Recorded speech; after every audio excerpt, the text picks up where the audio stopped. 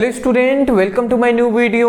आज का ये वीडियो आप सभी के लिए बहुत ही ज़्यादा इंपॉर्टेंट है क्योंकि आज के इस वीडियो में हम पढ़ने वाले हैं क्लास 12th फिजिक्स। अब फिजिक्स के 7 चैप्टर हम पढ़ने वाले हैं जो है प्रत्यवर्ती धारा। इसका ये वन शॉट वीडियो है। इस चैप्टर में मतलब इस वीडियो में इस चैप्टर के जितने भी इंपॉर्टेंट टॉपिक रहेंगे उन सभी को हम आज के इस वीडियो में जानने वाले हैं। फिलहाल मैं आपको बता दूं कि देखिए हम केवल उन्हीं प्रश्नों को जानेंगे जो आपके बोर्ड एग्जाम में पहले पूछ लिए गए हैं या पूछने के चांसेस इस बार बोर्ड एग्जाम में हैं। ठीक है ना। बोर्ड एग्जाम 2025 में हमें एक अच्छा नंबर लाना है, इसके लिए आप सभी को मेहनत तो करना ही पड़ेगा ना। अभी मैंने कल वीडियो अपलोड किया था तो उसमें बहुत सारे स्टूडेंट, मैंने बताया था कि 30 दिनों में कैसे आप अपनी तैयारी कर सकते हैं। तो एक दो स्टूडेंट है वो कह रहे थे कि सर 1 महीने में कैसे हो जाएगा। भैया हो सकता है, क्यों नहीं हो सकता, बट क्या है ना, मेहनत आपको 1 गुने की जगह पर आपको 5 गुना मेहनत करना पड़ेगा। तो होगा क्यों नहीं, बिल्कुल होगा, बट आप कितना मेहनत करते हैं ये आपके मतलब ऊपर है जी। ठीक है ना, ये बात आप याद रखेंगे। चलिए हम चैप्टर 7 पढ़ रहे हैं, प्रत्यवर्ती धारा। इंपॉर्टेंट टॉपिक ओनली हम पढ़ेंगे क्लास 12th फिजिक्स। इससे पहले के जो आपके 6 चैप्टर हैं उसका लिंक फिजिक्स वन शॉट के नाम से डिस्क्रिप्शन बॉक्स में मिल जाएगा। उस पर क्लिक करके अपने 6 चैप्टर को चैप्टर 1, चैप्टर 2, चैप्टर 3, चैप्टर 4 इस तरीके से आप पढ़ाई कर सकते हैं। ठीक है ना। चलिए जी, तो देखिए सबसे पहला हमारे यहाँ पे इंपॉर्टेंट क्वेश्चन आता है कि प्रत्यवर्ती धारा के शिखर मान से आप क्या समझते हैं। मतलब प्रतिवर्ती धारा का शिखर मान क्या होता है इसको हम बताने वाले हैं। सबसे पहला हमारा यही इंपॉर्टेंट टॉपिक है। अब इसको हम समझ लेते हैं जी। देखिए प्रतिवर्ती धारा का शिखर मान क्या होता है। शिखर मतलब क्या होता है, ऊंचा, सबसे ऊपर, वही उसी को ना शिखर कहते हैं जी। तो कह रहा है कि प्रतिवर्ती धारा के लिए धारा का वह मान, मतलब प्रतिवर्ती धारा का शिखर मान मतलब क्या है, प्रतिवर्ती धारा का सबसे ऊपर वाले मान को ही हम क्या कहते हैं, सबसे अधिक वाले मान को ही हम प्रतिवर्ती धारा का शिखर मान कहते हैं। सिंपल सा अगर इसका अर्थ हम निकालें तो प्रतिवर्ती धारा का शिखर मान मतलब प्रतिवर्ती जो धारा है उसका सबसे अधिकतम मान को ही प्रतिवर्ती धारा का शिखर मान कहते हैं। तो वही बात को थोड़ा सा यहाँ पे घुमाकर बोला जाता है। क्या कहा गया, प्रतिवर्ती धारा के लिए धारा का वह मान, प्रतिवर्ती धारा के लिए धारा का वह मान जो किसी समय पर या किसी क्षण पर अपने अधिकतम मान प्राप्त कर लेता है या प्राप्त करता है, तो वही क्या कहलाता है, प्रतिवर्ती धारा का शिखर मान कहलाता है। सिंपल सी बात है, जो एसी करंट होता है, प्रतिवर्ती धारा जो होता है वो किस तरीके से गति करता है, कुछ इस प्रकार गति करता है। ऐसे ही ना गति करता है जी, तरंगों के रूप में गति कर रहा है। तो समझिएगा ये एक हमारी क्या है, धारा है। ठीक है ना। तो देखिए ये जो है, ये अगर ऊपर आप देख रहे हैं तो ये प्रतिवर्ती धारा का अधिकतम मान है, सबसे अधिक हाईएस्ट ये है। ये क्या है, प्रतिवर्ती धारा का न्यूनतम मान है, सबसे नीचे वाला मान है। तो यही कहा जा रहा है कि प्रतिवर्ती, ये क्या है, प्रतिवर्ती धारा है। ठीक है ना, ये क्या है, प्रतिवर्ती धारा है।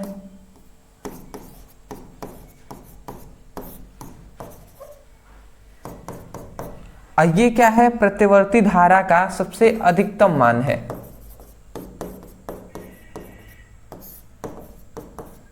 तो हम यही कह रहे हैं कि प्रतिवर्ती मतलब प्रतिवर्ती धारा के लिए धारा का वह अधिकतम मान, मतलब प्रतिवर्ती धारा के लिए धारा का वह मान जो किसी क्षण पर, ये कोई क्षण ही है ना, किसी समय पर ये सबसे अधिकतम मान यहां तक आई होगी, उसके बाद फिर से डाउन हो गया है, फिर से सबसे नीचे गया है, फिर से ऊपर सबसे गया है। समझ रहे हैं ना।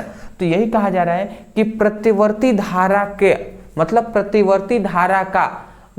प्रतिवर्ती धारा के लिए धारा का वह मान जो किसी समय पर सबसे अधिकतम मान प्राप्त करता है, तो वही धारा या उसी धारा को हम प्रतिवर्ती धारा का शिखर मान कहते हैं।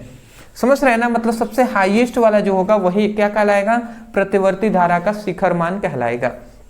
1-2 बार पढ़ेंगे ना, याद हो जाएगा। प्रतिवर्ती धारा के लिए धारा का वह अधिकतम मान, प्रतिवर्ती धारा के लिए धारा का वह अधिकतम मान जो किसी समय पर ये किसी समय पर ही नहीं ऊपर गया होगा, तो किसी समय पर अपने अधिकतम मान प्राप्त करता है, किसी समय पर वो अपना सबसे अधिकतम मान प्राप्त करता है, उसे प्रतिवर्ती धारा का शिखर मान कहते हैं। मैं आशा करता हूँ आप समझ के होंगे, केवल ये 1-2 नंबर में आपसे पूछ लिया जाता है, बट बार बार पूछा गया इसलिए हमने यहाँ पे बता दिया आपको, तो इसको आप याद रखेंगे। फिलहाल हम 2 नंबर वाले चल रहे हैं, फिर से 3 नंबर 5 नंबर वाले सभी पर हम डिस्कस करेंगे, टेंशन नहीं लेना है, धीरे धीरे हम आगे बढ़ेंगे, ठीक है ना। चलिए जी, दूसरा ये देखिए बहुत ज्यादा इंपॉर्टेंट है कि वैद्युत अनुनाद से आप क्या समझते हैं, इंपॉर्टेंट ही टॉपिक है, ठीक है ना। दूसरा हमारा सबसे इंपॉर्टेंट टॉपिक है वैद्युत अनुनाद। अब इसको भी हम थोड़ा समझ लेते हैं। चलिए जी, तो वैद्युत अनुनाद क्या होता है इसको हम समझते हैं। तो यहाँ पे परिभाषा क्या लिखा गया है, पहले थोड़ा सा एक बार मैं पढ़ के सुना दे रहा हूँ। कह रहे हैं कि जब एलसीआर परिपथ में, एलसीआर परिपथ होता है, ये बात आपको पता होगा, ठीक है ना। तो जब एलसीआर परिपथ में धारिता प्रतिघात, ठीक है ना, धारितीय, ये आप नाम याद रखेंगे, धारितीय प्रतिघात XC, ठीक है ना, और प्रेरकीय प्रतिघात XL का मान बराबर हो। मतलब जब LCR परिपथ में जो XC है और XL है ये दोनों आपस में इक्वल हो, आपस में इनका दोनों का मान बराबर हो, तो उस समय पर विद्युत धारा का मान अधिकतम हो जाता है। जब ये दोनों XC और XL आपस में इक्वल होते हैं तो उस समय धारा का मान अधिकतम हो जाता है। तो इस स्थिति को ही वैद्युत अनुनाद कहते हैं, ठीक है ना। इस स्थिति को हम वैद्युत अनुनाद कहते हैं। अब यहाँ पे इसका फॉर्मूला क्या होता है थोड़ा सा मैं आपको बता दे रहा हूं, उसके बाद आपको समझ में आएगा। I=V0/J होता है, ये एक फॉर्मूला होता है जिसको आपको याद रखना है, ठीक है ना। ये क्या है, ये वैद्युत अनुनाद के लिए मतलब क्या है, ये वैद्युत अनुनाद के लिए धारा है, ठीक है ना। तो हम इसको वैद्युत अनुनाद कह सकते हैं या वैद्युत धारा हम कह सकते हैं,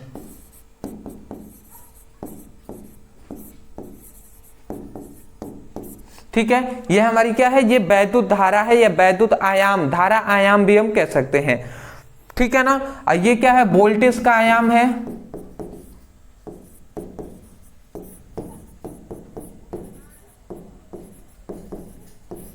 ठीक है ना। ये वोल्टेज का आयाम है, ये क्या है, प्रतिबाधा है, ये क्या है, प्रतिबाधा,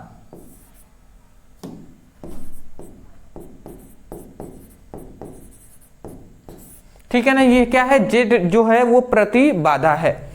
अब थोड़ा सा ध्यान से यहां पे समझेंगे हम। देखिए जो ये प्रतिबाधा होता है ना, ध्यान से आप समझिएगा, यहाँ पे कह रहा है कि वैद्युत अनुनाद का सिंपल सा मतलब ये होता है ना कि ऐसी कोई भी स्थिति, थोड़ा सा ध्यान से समझेंगे, मैं ऊपर आपको बता रहा हूं साइड में कि क्या होगा।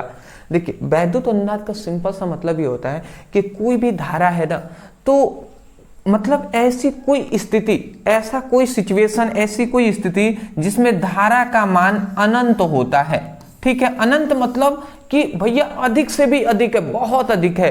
तो धारा का मान जब अनंत होता है ना, तो उसी को हम क्या कहते हैं, उस विशेष स्थिति को ही हम वैद्युत अनुनाद कहते हैं।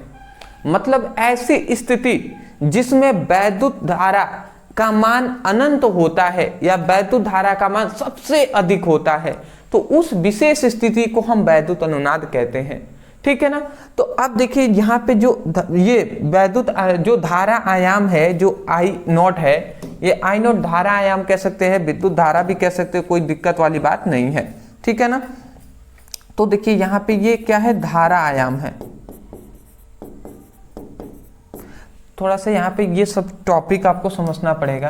देखिए ये धारा आयाम कब अनंत हो जाएगा, तो इसको मैं बता रहा हूं। ये जो जेड आपको दिखाई दे रहा है प्रतिबाधा, तो एक फॉर्मूला होता है, अभी आपको परिभाषा हम याद कराएंगे, टेंशन नहीं लेना है। जो जेड होता है ना प्रतिबाधा, उसका वो किसके किसके बराबर होता है, तो जो XC है और जो XL है, ठीक है ना, XL, इन दोनों के योग के बराबर होता है। सॉरी योग नहीं, माइनस के बराबर होता है, ठीक है ना, इस बात को आप याद रखेंगे। जो जेड होता है, प्रतिबाधा होता है, वो धारितीय प्रतिघात और प्रेरकीय प्रतिघात के क्या होता है, मतलब इन दोनों का अंतर, इन दोनों को घटाएंगे, धारितीय प्रतिघात में से प्रेरकीय प्रतिघात को घटा देंगे तो हमारा प्रतिबाधा का ये फॉर्मूला होता है। तो अब ध्यान से समझेंगे, ये जेड के जगह पर हम XC/XL लिख सकते हैं ना, बिल्कुल लिख सकते हैं। तो वही अब हम काम यहाँ पे करने वाले हैं। ये आप एक चीज याद रखेंगे कि ये एक फॉर्मूला होता है। अब देखिए हम इस फॉर्मूले पे इसको रखकर थोड़ा सा निकालते हैं क्या होता है जी, ठीक है ना, इसी से आपको समझ में आएगा आगे आपको परिभाषा। देखिए तो ये I0 = VZ, V0 जेड के जगह पर XC/XL लिख सकते हैं, XC-XL, ये हम लिख सकते हैं ऐसे। अब आप ध्यान से समझेंगे यहाँ पे क्या कहा जा रहा है परिभाषा में, देखें तो LCR परिपथ में जो धारिता प्रतिघात है XC, वो प्रेरकीय प्रतिघात के मान के बराबर होता है, हो जाता है। मतलब सिंपल सी बात यहाँ पे ये है, चूंकि कि जो XC है ना वो इक्वल होता है XL के। जब XC है वो XL के बराबर हो जाता है तो उस समय पर ये बताइए, जब ये दोनों आपस में बराबर हो जाएंगे तो क्या हो जाएगा जी। अब मान लेते हैं ये 5 हो गया, XC का मान 5 हो गया, इसका भी मान 5 ही हो गया, तो 5 में से 5 जाएगा तो 0 ही ना आएगा जी। तो इसका मतलब जब ये दोनों आपस में बराबर हो गए तो एक में से एक चला जाएगा, तो ये मतलब 0 यहाँ पे हो जाएगा। और 0 में यदि हम V0 का मतलब V0 में 0 का भाग देंगे तो वहां पे क्या आता है, मान अनंत आता है। तो यहाँ पे अगर आप देख पा रहे होंगे तो धारा आयाम का जो मान आया है वो अनंत आया है। अनंत मतलब बहुत ही अधिक, जिसकी हम तुलना नहीं कर पा रहे हैं, ठीक है ना, जिसकी हम गणना नहीं कर पा रहे हैं, उतना है मतलब धारा। तो यही बात है जी। तो यहाँ पे परिभाषा क्या कहा गया है कि LCR, क्या कहा गया है, LCR परिपथ के लिए, ठीक है ना, मतलब LCR परिपथ में जो धारितीय प्रतिघात और प्रेरकीय प्रतिघात आपस में बराबर हो तो उस समय विद्युत धारा का मान अपने अधिकतम मान पर होता है। देख रहे हैं, अनंत का मतलब बहुत अधिक है भैया, ठीक है, हम तुलना नहीं कर पा रहे हैं। तो जो विद्युत धारा का मान क्या होता है, सबसे अधिक हो जाता है, ठीक है ना। तो उस विशेष स्थिति को ही हम वैद्युत अनुनाद कहते हैं, परिभाषा नहीं कह देंगे। LCR परिपथ के लिए धारितीय प्रतिघात और प्रेरकीय प्रतिघात आपस में बराबर होते हैं तो उस समय विद्युत धारा का मान, मतलब विद्युत धारा अधिकतम मान तक होता है, ठीक है, या अधिकतम मान पर पहुंच जाता है। तो उस विशेष स्थिति को ही हम वैद्युत अनुनाद कहते हैं। तो मैं आशा करता हूं आप समझ गए होंगे। तो वही बात यहाँ पे लिखा गया है कि जब LCR परिपथ में प्रेरकीय प्रतिघात, LCR परिपथ में प्रेरकीय प्रतिघात XC तथा धारितीय प्रतिघात XC तथा प्रेरकीय प्रतिघात XL का मान बराबर हो जाता है, इन दोनों का मान आपस में बराबर हो जाता है, तब विद्युत धारा का मान अधिकतम हो जाता है। तो जो विद्युत धारा का ये जो मान है वो क्या हो जाता है, अधिकतम हो जाता है, सबसे अधिक हो जाता है, अनंत हो जाता है, ठीक है ना। तो इस स्थिति को, तो इस विशेष स्थिति को हम क्या कहते हैं, वैद्युत अनुनाद कहते हैं। मैं आशा करता हूं आप समझ गए होंगे। ये आप क्या करेंगे, सबसे पहले वैद्युत अनुनाद हेडिंग डालकर यहां से आप लिखना स्टार्ट करके यहां तक आप लिखेंगे परिभाषा। उसके बाद आप सिंपल से ये लिखेंगे, ये लाइन दूसरे में, फिर से इस तरीके से सीक्वेंस वाइज ये लिखते हुए लाइन को यहां तक पहुंचा देंगे, ठीक है ना। आपका काम कंप्लीट हो जाएगा। स्क्रीनशॉट ले लीजिए, फिर हम आगे बढ़ेंगे।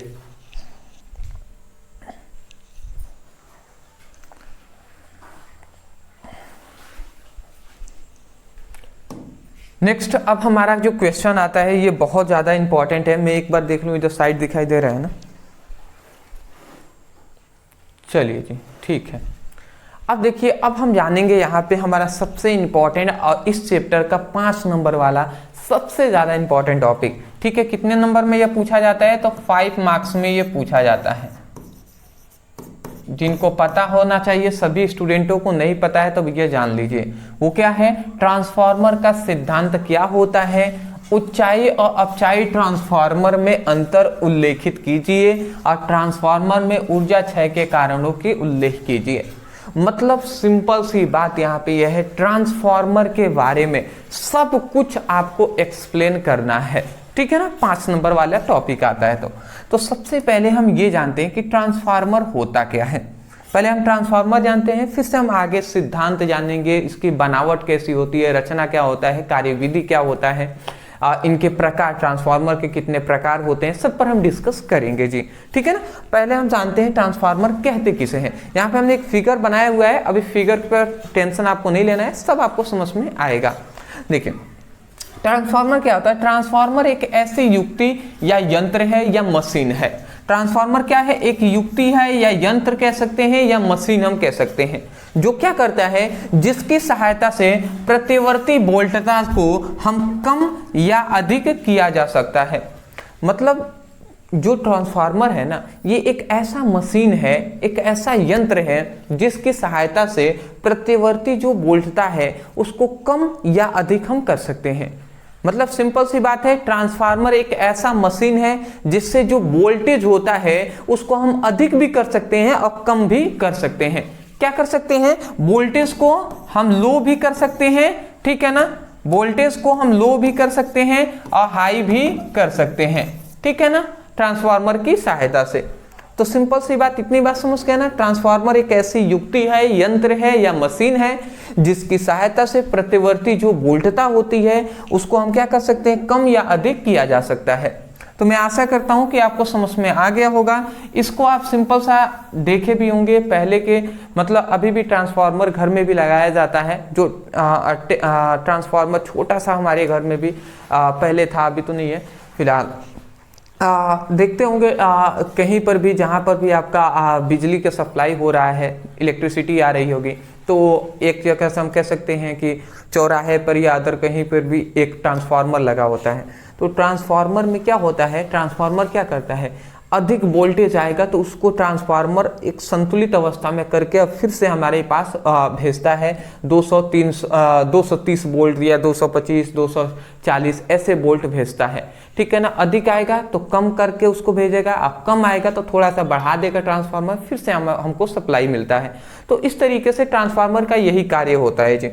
चलिए आगे हम जानते हैं, ट्रांसफार्मर में इतना परिभाषा लिख देंगे। अब आता है इसका सिद्धांत, इसका प्रिंसिपल क्या होता है, किस प्रिंसिपल पर ट्रांसफार्मर कार्य करता है, इसको हम जान लेते हैं। तो ट्रांसफार्मर जो होता है ना, याद रखेंगे, ट्रांसफार्मर अन्योन्य प्रेरण के सिद्धांत पर कार्य करता है।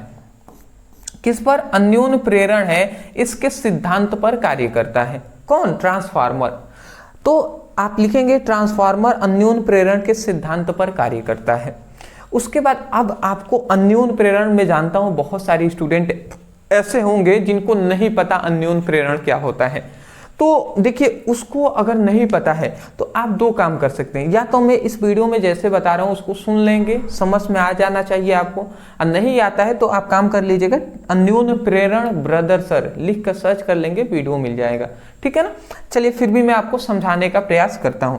देखिए ट्रांसफार्मर जो अन्योन्य प्रेरण के सिद्धांत पर कार्य करता है, फिर से लिखेंगे अर्थात। अर्थात कहने का मतलब क्या है, अब अन्योन्य प्रेरण को ही आप परिभाषा दे देंगे।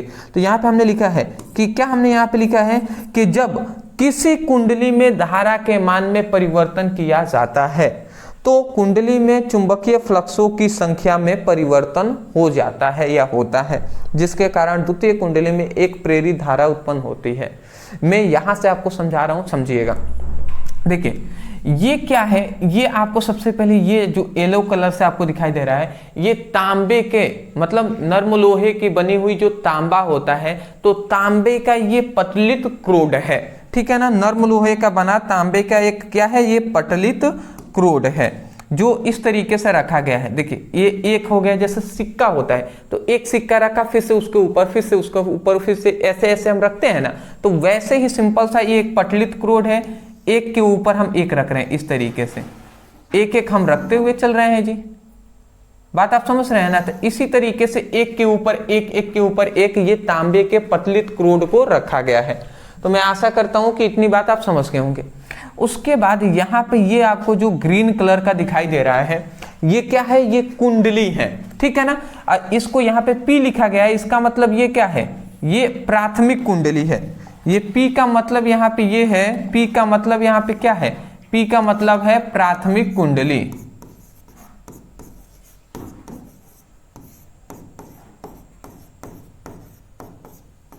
ठीक है जी, P का मतलब आप समझ गए हैं प्राथमिक कुंडली।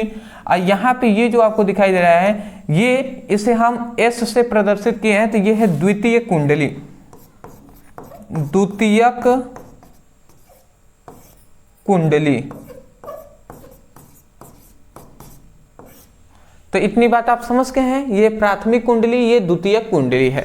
तो यहाँ पे क्या होता है, सिंपल सा अन्योन्य प्रेरण हम पढ़ रहे थे कि ट्रांसफार्मर अन्योन्य प्रेरण के सिद्धांत पर कार्य करता है। तो क्या होता है कि जो ये प्राथमिक हमारे पास कुंडली है जो है P, इसमें हम क्या करते हैं, धारा के मान में परिवर्तन करते हैं, मतलब धारा के मान को कम या अधिक करते हैं यहाँ पे इसमें। तो क्या होता है कि इस कुंडली के पास चुंबकीय फ्लक्सों की संख्या में परिवर्तन होता है, जिसके कारण ये भी कुंडली पास है तो इसमें भी चुंबकीय फ्लक्सों की संख्या में परिवर्तन होगा। और जैसे ही इसमें परिवर्तन होता है ना, तो जब चुंबकीय फ्लक्सों की संख्या में परिवर्तन होता है तो इसमें भी एक धारा उत्पन्न हो जाती है। तो यहाँ पर भी एक धारा उत्पन्न हो जाती है और इसी धारा को क्या हम कहते हैं, प्रेरित धारा कहते हैं, ठीक है ना। इसी को हम क्या कहते हैं, प्रेरित धारा कहते हैं। तो यही है अन्योन्य प्रेरण, कि जब हम किसी कुंडली में धारा के मान में परिवर्तन करते हैं तो चुंबकीय फ्लक्सों की संख्या में परिवर्तन होता है, जिसके कारण इस द्वितीय कुंडली में भी एक धारा उत्पन्न होता है जिसे हम प्रेरित धारा कहते हैं। अब वही बात हमने लिखा है कि किसी कुंडली में धारा के मान में परिवर्तन किया जाता है तो कुंडली में चुंबकीय फ्लक्सों की संख्या में परिवर्तन होता है, जिसके कारण द्वितीय कुंडली में एक प्रेरित धारा उत्पन्न होती है। द्वितीय कुंडली में एक प्रेरित धारा उत्पन्न होती है। तो सिंपल सी बात है, ये आप इतना लिख लेंगे, ये आपको कुछ नहीं करना है। आप लिखिएगा अन्योन्य प्रेरण ब्रदर सर, आपको हमारी वीडियो मिलेगी, वहां से आप इसको पढ़ लीजिएगा, तुरंत आपको 1 मिनट में भी समझ में आ जाएगा, ठीक है। स्क्रीनशॉट लेंगे, पहले ले लीजिए जी, ठीक है, ले लिए होंगे ना। अभी हमें बहुत इसके में इसी के अंदर पढ़ना है, अभी तो हमने केवल परिभाषा जाना, इसका सिद्धांत जाना। अब हम जानेंगे कि ट्रांसफार्मर के प्रकार। तो याद रखेंगे ट्रांसफार्मर के कितने प्रकार होते हैं, ट्रांसफार्मर के 2 प्रकार मुख्यतः होते हैं। अब वो कौन कौन से होते हैं, तो पहला होता है, वो क्या होता है, पहला होता है ऊंचाई ट्रांसफार्मर, ठीक है ना, और दूसरा होता है अपचाई ट्रांसफार्मर। पहले ऊंचाई ट्रांसफार्मर क्या होता है इसको हम समझ लेते हैं। तो ऊंचाई ट्रांसफार्मर का मतलब सिंपल सा यही होता है कि ऐसा ट्रांसफार्मर जो निम्न प्रतिवर्ती वोल्टेज को उच्च प्रतिवर्ती वोल्टेज में बदल देता है, उसे हम ऊंचाई ट्रांसफार्मर कहते हैं।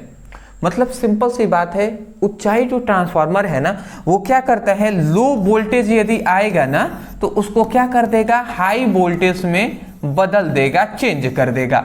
समझ रहे हैं। मान लेते हैं आपके घर में बिजली आपके घर में कम आ रही है, लो वोल्टेज की बिजली आ रही है, तो लो वोल्टेज आ रहा है तो आप ट्रांसफार्मर लगाए होंगे ना, तो वो क्या कर देगा, ट्रांसफार्मर उसको हाई भी करके, हाई वोल्टेज करके आपके घर में प्रवाहित कर सकता है, ठीक है ना। उसमें एक आता है जो हम कहते हैं स्विच होता है, उसको हम क्या करते हैं, ऐंठना पड़ता है, उसको मुड़ाना पड़ता है, तब जाकर वो लो से हाई करता है या हाई से लो करता है, ठीक है। तो ऐसे आप देखे होंगे अगर ट्रांसफार्मर होगा तो।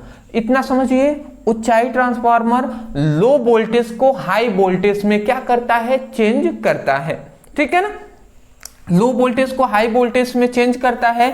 इसमें एक और बात याद रखेंगे, क्या आप याद रखेंगे कि जो ऊंचाई ट्रांसफार्मर होता है ना, उसमें जो द्वितीय कुंडली में फेरों की संख्या होती है वो प्राथमिक कुंडली में फेरों की संख्या से अधिक होती है, ठीक है ना। मतलब ये S क्या है, द्वितीय कुंडली है, P क्या है, प्राथमिक कुंडली है, N क्या है, फेरों की संख्या है। तो इसे हम क्या कहेंगे, द्वितीय कुंडली में फेरों की संख्या, और ये है प्राथमिक कुंडली में फेरों की संख्या, ठीक है ना। ये इधर मुंह है इसका मतलब ये वाली संख्या अधिक होगी। मतलब कि ऊंचाई जो ट्रांसफार्मर है इसमें ऊंचाई ट्रांसफार्मर में द्वितीय कुंडली में फेरों की संख्या अधिक होती है। किससे? प्राथमिक कुंडली में फेरों की संख्या से। अगर मैं आपको समझाना चाहूं तो सिंपल सी बात है, ऊंचाई ट्रांसफार्मर में ये जो प्राथमिक कुंडली है ये द्वितीय कुंडली है, तो द्वितीय कुंडली में फेरों की संख्या, द्वितीय कुंडली में जो फेरों की संख्या होगा वो अधिक होगा और प्राथमिक कुंडली में कम होगा। तो अगर ऐसा हो कि द्वितीय कुंडली में फेरों की संख्या अधिक हो तो आप समझ जाइएगा कि भैया वो कौन सा ट्रांसफार्मर है, तो वो है ऊंचाई ट्रांसफार्मर। ठीक है ना, तो इतनी बात आप समझ के होंगे। अब परिभाषा क्या कहेंगे कि ऐसा ट्रांसफार्मर जो निम्न प्रतिवर्ती वोल्टेज को उच्च प्रतिवर्ती वोल्टेज में चेंज कर देता है उसे ऊंचाई ट्रांसफार्मर कहते हैं। उसके बाद ये आप एक पॉइंट्स लिख लेंगे। अगला आता है कि अपचाई ट्रांसफार्मर। ये सिंपल सी बात यहाँ पे ये है ना कि ये हाई वोल्टेज को क्या कर देता है, लो वोल्टेज में चेंज कर देता है। मान लेते हैं घर में आपके बिजली ज्यादा आ गई, हाई वोल्टेज का आ गया तो उसको लो कर देगा। तो सिंपल सी बात है कि ऐसा ट्रांसफार्मर जो ऊंचाई मतलब उच्च प्रतिवर्ती वोल्टेज को, मतलब उच्च वोल्टेज को निम्न प्रतिवर्ती वोल्टेज में बदल देता है उसे हम अपचाई ट्रांसफार्मर कहते हैं। इतनी बेसिक बात है, समझ के होंगे। इसमें भी आप याद रखेंगे इसमें एक पॉइंट कि इसमें प्राथमिक कुंडली में फेरों की संख्या अधिक होती है द्वितीय कुंडली में फेरों की संख्या से।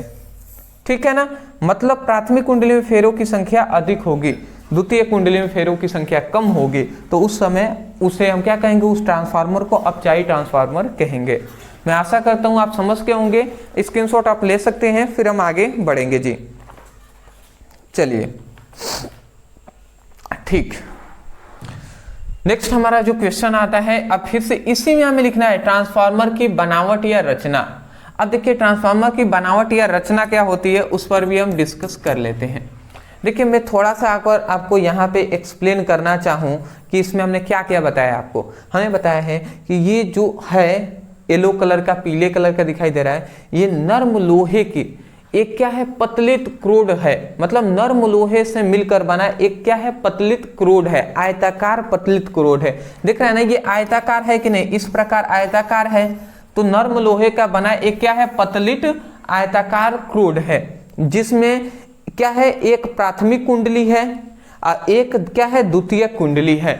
अब प्राथमिक कुंडली को हमने किससे, जो एसी अल्टरनेट करंट होता है जिसे हम कहते हैं प्रतिवर्ती धारा स्रोत से हमने इसको जोड़ा हुआ है। किसे, प्रतिवर्ती धारा स्रोत से प्राथमिक कुंडली को हमने जोड़ा हुआ है। तो ये एक संरचना, एक क्या है, एक इसकी ट्रांसफार्मर की बनावट है। तो वही हम यहाँ पे हमें लिखना पड़ेगा। अब देखिए वही बात हमने लिखा है कि इनमें मतलब ट्रांसफार्मर में नर्म लोहे की, ध्यान से समझेंगे, नर्म लोहे की पट्टियों को एक के ऊपर एक रखकर आयताकार पतलित क्रोड बनाते हैं।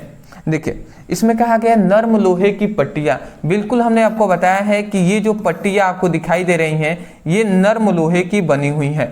ये पट्टियां नर्म लोहे की बनी हुई हैं, तो नर्म लोहे की पट्टियां हैं और एक के ऊपर एक रखकर, देख रहे हैं ना, एक के ऊपर हम एक एक रख रहे हैं इसको, तो एक के ऊपर एक हम रखकर क्या करते हैं, रखकर आयताकार पतलित क्रोड बनाते हैं। देखिए ये आयताकार है ना, आयताकार पतलित क्रोड है, तो क्रोड हम बनाते हैं। उसके बाद कह रहा है तथा तांबे के तार को लपेटकर दो कुंडलियां बनाते हैं। अब इसी में हम क्या करते हैं, तांबे के तार को इस तरीके से लपेटकर हम दो कुंडलियां इसमें बनाते हैं। तांबे के तार को लपेटकर इसमें दो कुंडलियां हम बनाते हैं। ठीक है, एक को हम प्राथमिक कुंडली कहते हैं, एक को हम द्वितीय कुंडली कहते हैं। तो कह रहा है और प्राथमिक कुंडली को प्रतिवर्ती धारा स्रोत से जोड़ देते हैं। ये जो प्राथमिक कुंडली है ना, इसको हम क्या करते हैं, प्राथमिक कुंडली को हम क्या करते हैं, प्रतिवर्ती धारा स्रोत से हम जोड़ देते हैं। तो यही तो है सिंपल सा। मैं आशा करता हूं आप समझ के होंगे, वहां पे हम सब कुछ एक्सप्लेन किए हुए हैं। तो इतना आप फिगर से आप मतलब इसको लिखेंगे इसकी बनावट में या रचना में। उसके बाद आप अंतिम हमारा हेडिंग रहेगा ट्रांसफार्मर की कार्यविधि। तो ट्रांसफार्मर हमने बता ही दिया कि ट्रांसफार्मर किस सिद्धांत पर कार्य करता है, अन्योन प्रेरण के सिद्धांत पर। तो उसी प्रकार काम भी तो वैसा ही ना करेगा जी। तो इसकी कार्यविधि में सिंपल सा यही होता है कि जब प्राथमिक कुंडली को प्रत्यवर्ती वोल्टेज से जोड़कर धारा प्रवाहित किया करते हैं तो चुंबकीय फ्लक्सों की संख्या में परिवर्तन होता है, जिसके कारण उसके पास रखे द्वितीय कुंडली में प्रेरित धारा उत्पन्न होती है। सिंपल सी बात है, ये हमारा पतलित क्रोड है, ठीक है ना। ये क्या है, ये कुंडली है। थोड़ा सा मैं आपको यहाँ पे ही ऊपर एक्सप्लेन कर दे रहा हूँ, बार बार आप फिगर पे लेके जाकर मैं समझाऊंगा, उससे अच्छा यहीं पे मैं आपको बता दे रहा हूँ, ठीक है ना। ये क्या है, ये अल्टरनेटिव करंट है।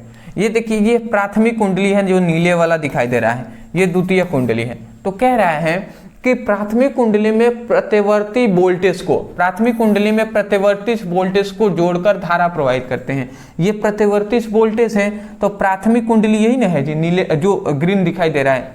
तो प्राथमिक कुंडली को प्रतिवर्ती धारा स्रोत से जोड़कर हम क्या करते हैं, इसमें धारा प्रवाहित करते हैं। तो धारा जैसे ही हम प्रवाहित करेंगे तो चुंबकीय फ्लक्सों की संख्या में परिवर्तन होता है। बिल्कुल, जब धारा हम प्रवाहित करेंगे, धारा के मान में परिवर्तन करेंगे तो चुंबकीय फ्लक्सों की संख्या में परिवर्तन होगा, चुंबकीय फ्लक्सों की संख्या में परिवर्तन होगा। और जैसे परिवर्तन होता है तो हम कह रहे हैं जिसके कारण उसके पास रखे द्वितीय कुंडली में एक प्रेरित धारा उत्पन्न होती है। अब ये द्वितीय कुंडली है तो ये इसी के पास है, तो इसमें भी चुंबकीय फ्लक्सों की संख्या में परिवर्तन होगा, जिसके कारण इस द्वितीय कुंडली में भी एक प्रेरित धारा उत्पन्न हो जाएगी। तो यही तो होता है, वही बात हमने यहाँ पे लिखा है। सिंपल सा है, कोई हार्ड नहीं है, ठीक है ना। इसको एक बार पढ़ेंगे ना आपको याद हो जाएगा। और जो व्यक्ति अन्योन प्रेरण पढ़ा हुआ है ना, उसको तो मतलब कुछ है ही नहीं। ये तो बार बार हमने उसमें बताया है कि जब हम धारा के मान में परिवर्तन करते हैं तो चुंबकीय फ्लक्सों की संख्या में परिवर्तन होता ही है, और जहां पर भी चुंबकीय फ्लक्सों की संख्या में परिवर्तन होगा वहां पे धारा प्रवाहित होगी, ठीक है ना, या धारा उत्पन्न होगी। तो ये हुआ हमारी ट्रांसफार्मर और ट्रांसफार्मर की कार्यविधि। अगर मैं पीछे ले जाकर आपको समझाना चाहूँ तो पहले हमने जाना ट्रांसफार्मर क्या होता है, फिर से इसका सिद्धांत जाना, ठीक है ना। उसके बाद इसकी ट्रांसफार्मर के दो प्रकार होते हैं, ऊंचाई अपचाई ट्रांसफार्मर, इसको हमने जान लिया। फिर से हमने जाना कि ट्रांसफार्मर की बनावट क्या होती है, और फिर से हमने अंत में जाना ट्रांसफार्मर कैसे कार्य करता है, इसकी कार्यविधि क्या होती है। तो इतना आप लिख देंगे, आपको 5 नंबर मिल जाएंगे, ठीक है ना। नेक्स्ट हमारा क्वेश्चन आता है, उसको आप देखते हैं। ये हमारा, आप इसका स्क्रीनशॉट लेना चाहें तो आप ले सकते हैं। चलिए जी, चलिए ये थोड़ा सा हमने छोटा इधर कर दिया है, ठीक है ना, ये फिगर को, क्योंकि ये आपको ज़्यादा इंपॉर्टेंट है, इसी से ये आपको समझ में आने वाला है। ये जो आपका टॉपिक है, मैं 100% कह रहा हूँ, ये भी आपका 5 मार्क्स में पूछा गया है और 100% ये बहुत ज़्यादा इंपॉर्टेंट है। तो ये भी आप जरूर देख लीजिए ध्यान से। कह रहा है कि AC जैनित्र की सिद्धांत रचना एवं कार्यविधि को चित्र द्वारा समझाइए। मतलब यहाँ पे ये कहा गया कि AC मतलब जो प्रतिवर्ती धारा जैनित्र है, जिसे हम विद्युत जैनित्र भी कहते हैं, विद्युत जैनित्र भी कह सकते हैं, AC जैनित्र भी कह सकते हैं, प्रतिवर्ती धारा जैनित्र भी कह सकते हैं, डायनोमो भी कह सकते हैं। नाम याद रखेंगे, विद्युत जैनित्र, डायनोमो या AC जैनित्र या प्रतिवर्ती धारा जैनित्र, चारों बात एक ही है, ठीक है ना। तो मैं आशा करता हूं आप याद रखेंगे। तो सबसे पहले अब हम जान लेते हैं कि विद्युत जैनित्र अथवा डायनोमो क्या होता है। विद्युत जैनित्र अथवा डायनोमो क्या होता है, सिंपल सा है, ये एक ऐसा मशीन होता है ना जो क्या करता है, जो यांत्रिक ऊर्जा को विद्युत ऊर्जा में परिवर्तित करता है। क्या करता है जी, तो जो यांत्रिक ऊर्जा है उसको विद्युत ऊर्जा में क्या करता है, विद्युत ऊर्जा में क्या करता है, परिवर्तित करता है, बदलता है। तो आप बोल सकते हैं कि विद्युत जैनित्र एक ऐसा यंत्र है जो यांत्रिक ऊर्जा को विद्युत ऊर्जा में बदलता है। सिंपल सा है, वही हमने लिखा है कि यह एक ऐसा यंत्र है जो यांत्रिक ऊर्जा को विद्युत ऊर्जा में बदलता है। तो मैं आशा करता हूं कि आपको आसानी से समझ में आ गई होंगी। चलिए जी, अब मैं बता दूं कि ये आप कहाँ पर देखे होंगे, ये सब मुझे लगता है पर डे, मतलब जो कोई भी व्यक्ति होगा ना वो सब देखे होंगे। जैसे शादी विवाह में आप गए होंगे तो वहाँ पे एक ट्रांसफार्मर नहीं, विद्युत जनरेटर आता है जिसे डायनेमो कहते हैं, ठीक है ना, जिसे हम जनरेटर भी कहते हैं। जो आप जो विलेज एरिया में जाएंगे तो वहाँ पे तो क्या होता है कि वो उसी से हम क्या करते हैं, जो इलेक्ट्रिसिटी होती है वो उत्पन्न हम किया जाता है और उसी से सभी जो शादी विवाह में क्या होता है, लाइट जलता है। तो वही जो आप देखे हैं ना, वही डायनेमो है या जनरेटर हम कह सकते हैं। वो क्या होता है, जो जनरेटर है वही डायनेमो है, उसी की सहायता से जिसे हम विद्युत धारा उत्पन्न करते हैं, जो क्या करता है, यांत्रिक ऊर्जा को विद्युत ऊर्जा में बदलता है। यांत्रिक ऊर्जा क्या है, जैसे कि वो जो फ्यूल लेता है, जो वो डीजल लेता है, वही डीजल या पेट्रोल जो भी लेता है वो क्या करता है, उसी से ये विद्युत ऊर्जा बनाता है, इलेक्ट्रिसिटी ऊर्जा प्रदान करता है। तो ये बातें हो गई जी, मैं आशा करता हूं आप समझ के होंगे, ठीक है, किसकी हम बात कर रहे हैं। अब आता है विद्युत जनरेटर का सिद्धांत। अब इसका सिद्धांत क्या होता है, किस प्रिंसिपल पर ये विद्युत जनरेटर कार्य करता है, इसको भी हम जान लेते हैं। सिंपल सा है, कोई हार्ड नहीं है, ध्यान से आप समझेंगे समझ में आ जाएंगे। कह रहा है कि यह फैराडे के, ध्यान समझेंगे, फैराडे के विद्युत चुंबकीय प्रेरण के सिद्धांत पर कार्य करता है। मतलब फैराडे के विद्युत चुंबकीय प्रेरण के सिद्धांत पर कार्य करता है, ठीक है ना, कौन, विद्युत जनरेटर, ठीक है। अर्थात यहाँ पे क्या लिखा गया है उसको भी हम समझा देते हैं। अच्छा, फैराडे का विद्युत चुंबकीय प्रेरण का सिद्धांत क्या होता है, मैं आपको बताऊं तो सिंपल सा, इसमें हमने एक बात बताया था कि जब कोई भी कुंडली होता है, मैं थोड़ा सा यहाँ पे एक्सप्लेन करना यहाँ पे चाहूंगा, ये आपको शायद याद होगा। तो हमने बताया था ये एक कुंडली है और ये क्या है, चुंबक है। तो हमने यही बताया था, ये चुंबक का ध्रुव है नॉर्थ और ये साउथ, ठीक है ना। हमने ये बताया था कि जब चुंबक, ये क्या है, चुंबक है और ये क्या है, कुंडली है। तो जब चुंबक और कुंडली के बीच आपेक्षिक गति होती है, आपेक्षिक गति होती है, ठीक है ना, तो क्या होता है, जब चुंबक और कुंडली के बीच आपेक्षिक गति होता है तो यहाँ पे कुंडली में चुंबकीय फ्लक्सों की संख्या में परिवर्तन होता है। जैसे ही चुंबकीय फ्लक्सों की संख्या में परिवर्तन होगा, चुंबकीय फ्लक्सों की संख्या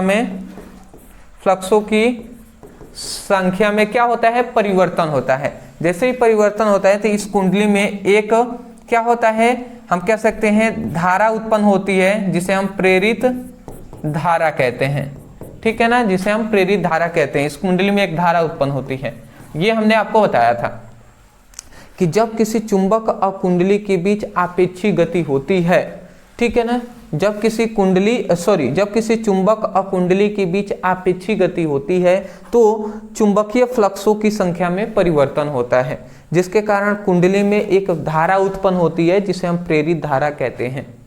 तो सेम टू सेम यही जो हमने बातें बताई ना, इसी को आपको यहाँ पे लिख देना है। अब ये जो आपेक्षिक गति क्या होता है ये आपको जानना आवश्यक है। आपेक्षिक गति का सिंपल सा मतलब होता है कि एक चीज, चुंबक या कुंडली में से कोई एक चीज को स्थिर रखकर और दूसरे को हम उसके चारों ओर घुमाएं, ठीक है ना, तो उसी को हम क्या कहेंगे, आपेक्षिक गति कहते हैं, सिंपल सी भाषा में अगर समझे तो ये बातें हैं जी। तो वही बात हमने लिखा है कि जो विद्युत जनरेटर का सिद्धांत में क्या कहेंगे कि विद्युत जनरेटर का सिद्धांत मतलब विद्युत जनरेटर फैराडे के विद्युत चुंबकीय प्रेरण के सिद्धांत पर कार्य करता है, ठीक है ना। अर्थात बोलने के बाद यही सब मैंने एक्सप्लेन किया है। जब किसी कुंडली को चुंबकीय क्षेत्र में घुमाया जाता है, मान लेते ये कुंडली है और इस चुंबक को अस्थाई हमने यहीं पर रख दिया है, तो इसको हम घुमाते हैं, ठीक है ना। कोई कुंडली है उसको हम चुंबकीय क्षेत्र में घुमा रहे हैं। आप कहेंगे चुंबकीय क्षेत्र कहाँ है, अरे भैया चुंबक है तो इसके चारों ओर चुंबकीय क्षेत्र भी तो उत्पन्न होगा, तो वही कहा जा रहा है। तो अर्थात जब किसी कुंडली को चुंबकीय क्षेत्र में हम घुमाते हैं तो घुमाया जाता है तो चुंबकीय फ्लक्सों की संख्या में परिवर्तन होता है। तो क्या होता है, चुंबकीय फ्लक्सों की संख्या में परिवर्तन होता है, जिसके कारण कुंडली में एक प्रेरित धारा उत्पन्न होती है, जिसके कारण जो कुंडली है इसमें क्या होता है, प्रेरित धारा उत्पन्न होती है। और यही तो है फैराडे का विद्युत चुंबकीय प्रेरण सिद्धांत। मैं आशा करता हूं समझ के होंगे। ठीक है जी, आगे बढ़ते हैं। अब देखिए यहाँ पे एक फिगर आपको दिखाई दे रहा है, ये आपको फिगर ही मेन है, ये अगर आप समझ गए तो सब समझ गए भैया। चलिए थोड़ा सा मैंने ऐसे कर दिया। अब मैं आपको थोड़ा सा यहाँ पे आपको सुनाना चाहूँगा। ये जो आप ABCD, ये एक आप आयताकार देख रहे हैं प्लेट, ये क्या है? ये कुंडली है। ये जो हमने इस तरीके से बनाया था कुंडली, वही है ये कुंडली, ठीक है ना। ये जो आपको दिखाई दे रहा है इस तरीके से कटा हुआ डिजाइन, एक N है एक S है, ये चुंबक है और चुंबक का ध्रुव है, जैसे एक N है एक S है, ठीक है ना। अब आप कहेंगे कि सर चुंबक का ध्रुव दोनों अलग अलग हैं, पर चुंबक के ध्रुव को तो हम अलग नहीं कर सकते ना। तो भैया ये बात है कि ये चुंबक जो है ना, ये नाल चुंबक है। नाल चुंबक इस तरीके से होता है, जो N है और S है, ठीक है। तो N और S ये दो ध्रुव हैं जो आपको यहाँ पे दिखाई दे रहे हैं। और ये जो अंदर वाला ये जो भाग आपको जो नहीं दिखाई दे रहा है, ये इसके अंदर है, ठीक है ना। वास्तव में इस तरीके से हमने इसको बनाया है नाल चुंबक। N और S ये आपको दिखाई दे रहे हैं, बट ये पीछे वाला हिस्सा आपको नहीं दिखाई दे रहा है, ठीक है ना। तो इसीलिए ये डिजाइन से काटा गया है, जिससे आप समझ पाए कि ये अंदर है। तो ये क्या है? कुंडली है। और ये क्या है? चुंबक है। चुंबक है तो इसके चारों ओर चुंबकीय क्षेत्र भी उत्पन्न हुआ होगा। तो ये चुंबक है और ये कुंडली है। तो यही कहा गया है कि जब किसी कुंडली को चुंबकीय क्षेत्र में घुमाया जाता है, तो ये जो है आर्मेचर, जो क्या है? एक वलय है। इस वलय की सहायता से इस कुंडली को हम घुमाते हैं। तो घुमाएंगे और चुंबकीय क्षेत्र है ही, तो इसको जब हम घुमाते हैं ना, तो क्या कह रहा है कि चुंबकीय फ्लक्सों की संख्या में परिवर्तन होता है। तो इस कुंडली में चुंबकीय फ्लक्सों की संख्या में परिवर्तन होगा, जिसके कारण एक प्रेरित धारा उत्पन्न होगा, जिसके कारण इस कुंडली में एक धारा उत्पन्न हो जाती है, जो यहाँ पे आपको दिखाई दे रहा है, ठीक है। इतनी बात आप समझ गए। उसके बाद मैं आपको बताऊं, तो ये आप समझ गए कुंडली है, ये चुंबक है, ये वलय है। अब देखिए ये एक कुंडली का सिर है, एक ये आ रहा है, तो आप देखेंगे तो ये आपको दो गोले की तरह आपको दिखाई दे रहे होंगे। ये क्या है? सर्पी वलय है। ये क्या है? सर्पी वलय। ये जो गोल आपको दिखाई दे रहा है, ये सर्पी वलय है। ये एक है S1, एक है S2 सर्पी वलय। उसके बाद ये आपको एक दिखाई दे रहा होगा, एक ये है एक ये है। ये क्या है? ब्रूस है। ब्रूस है। तो ये B1 ब्रूस है, ये B2 ब्रूस है। और ये क्या है? एक प्रतिरोध हमने यहाँ पे लगा दिया है। इतनी बात समझ के आगे हम जब जाएंगे ना, समझ में आएगा। पहले आपको इतना समझ में आ गया तो ऐसे ही आप लिखेंगे। इसको मैं इरेज करते रहा हूँ, ये सब कुछ आपको नहीं लिखना है। परिभाषा लिखने के बाद, ये सिद्धांत लिखने के बाद, ये फिगर आपको नीचे बना लेना है, ठीक है। फिर से अब आगे बढ़ते हैं। उसके नीचे फिर से फिगर के नीचे आपको लिखना है संरचना या बनावट, या हम कह सकते हैं रचना। तो इसके निम्नलिखित भाग होते हैं। विद्युत जनित्र के निम्नलिखित भाग होते हैं। कौन कौन से भाग है जी? पहला है चुंबक। तो यहाँ पे हमें चुंबक जो दिखाई दे रहा है ना, ये जो चुंबक है, ये चुंबक नॉर्मल चुंबक नहीं है, ये अति शक्तिशाली चुंबक होता है। मतलब बहुत ही पावर वाला ये चुंबक है, ठीक है ना। तो यहाँ पे वही लिखा गया है कि यह एक अति शक्तिशाली चुंबक होता है, जिसके ध्रुव N और S होते हैं, ठीक है ना। तो इतना आप चुंबक के बारे में एक्सप्लेन कर देंगे।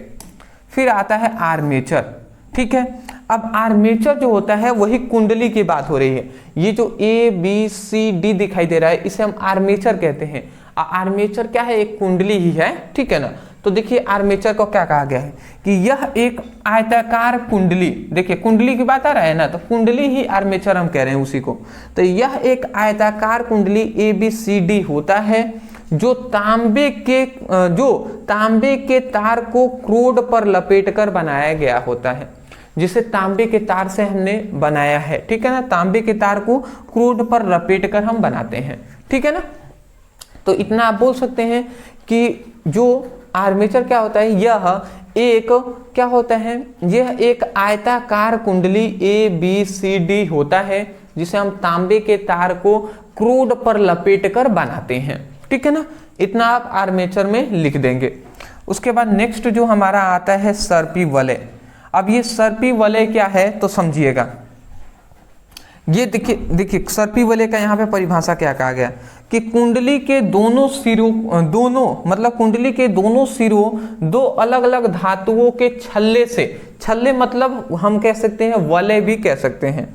तो कुंडली के दोनों सिरों दो अलग अलग धातुओं के छल्ले से जुड़े होते हैं, जिसे हम सर्पी वलय कहते हैं। अब ध्यान से समझेंगे, यहाँ पर यही ना कुंडली है जी, तो कुंडली ही ये है, तो कुंडली का एक सिरा ये आ रहा है और एक सिरा इधर वाला ये आ रहा है।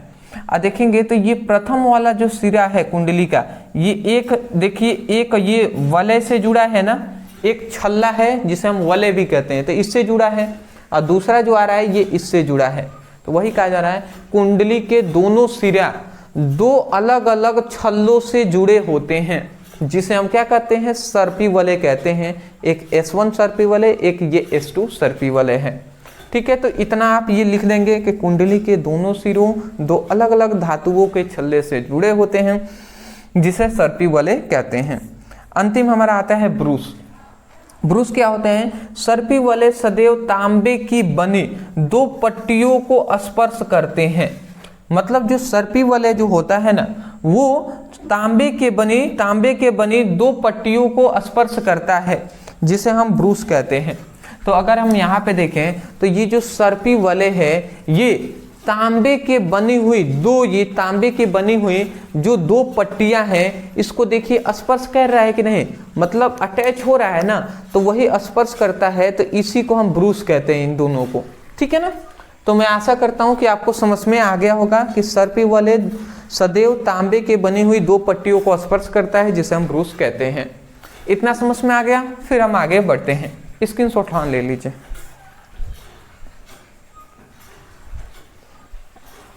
चलिए जी, नेक्स्ट हमारा जो क्वेश्चन आता है कि विद्युत जनित्र का कार्य, मतलब कार्यविधि।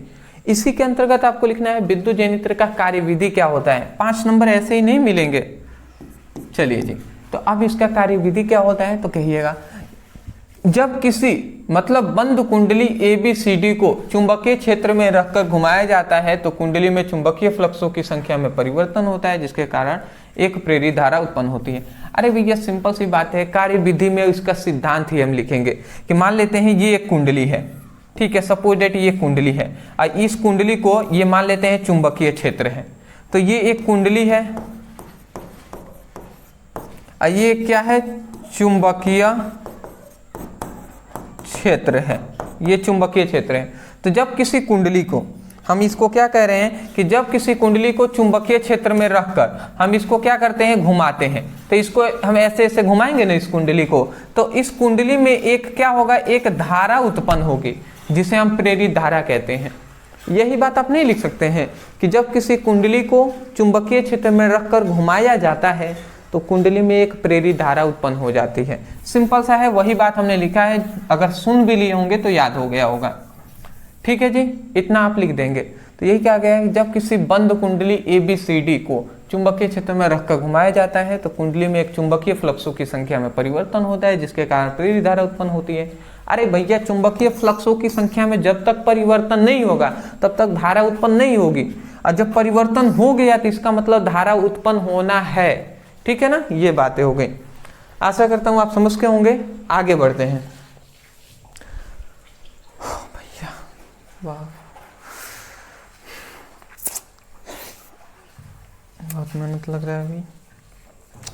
चलिए अब देखिए, मैं यहाँ पे कुछ क्वेश्चन आपको बता रहा हूँ, जिसको आपको अब तैयार करना है। ठीक है ना, जो मैं यहाँ पे बता दे रहा हूँ इन सभी को आप तैयार करेंगे। सबसे पहला हमारा 5वां जो इंपॉर्टेंट यहाँ पे ये तीनों डेरिवेशन टाइप का है, तो इसको करेंगे।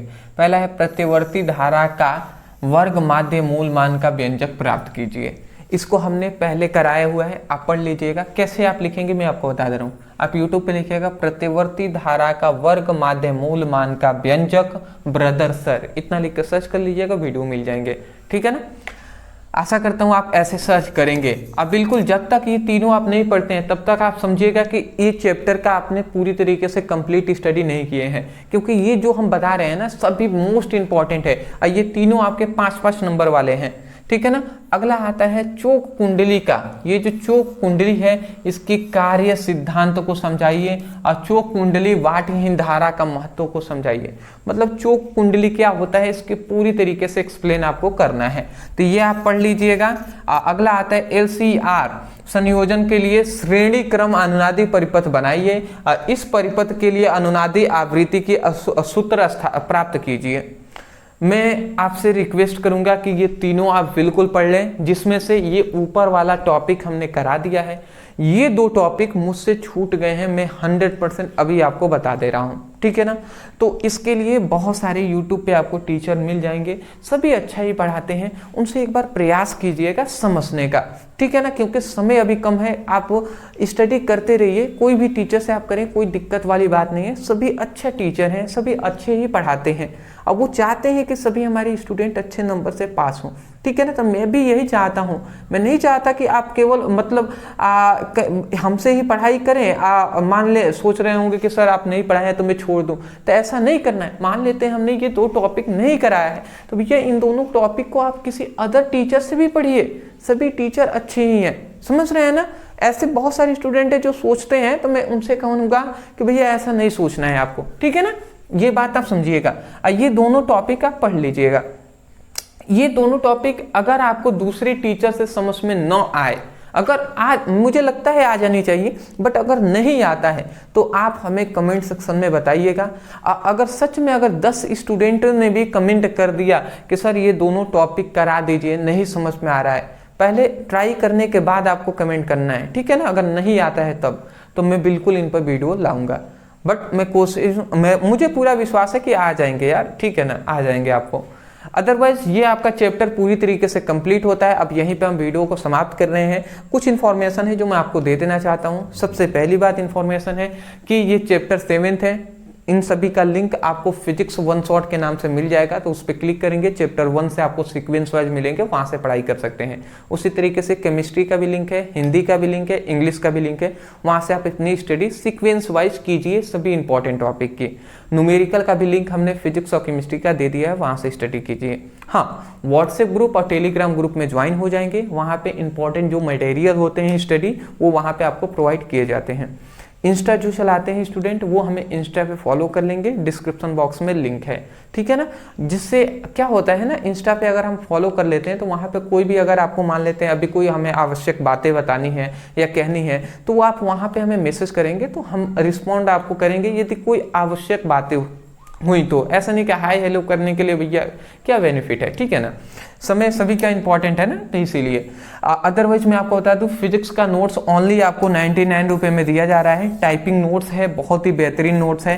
तो यदि आप लेना चाहते हैं नीचे दिए गए व्हाट्सएप नंबर पर मैसेज करके नोट्स ले लीजिएगा।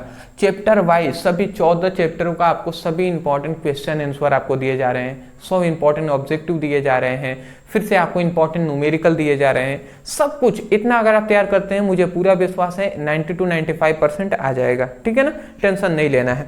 तो चलिए दोस्तों, आज के लिए इतना ही। मिलते हैं एक नए टॉपिक के साथ एक नए वीडियो में। Thank you so much for watching this video. Thank you.